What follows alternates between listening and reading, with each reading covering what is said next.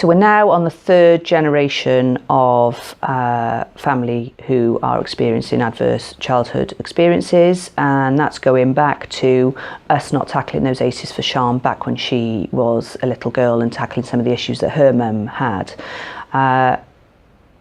That has led now to the difficulties that Sian has had in adulthood and her passing some of those difficulties on to Matt.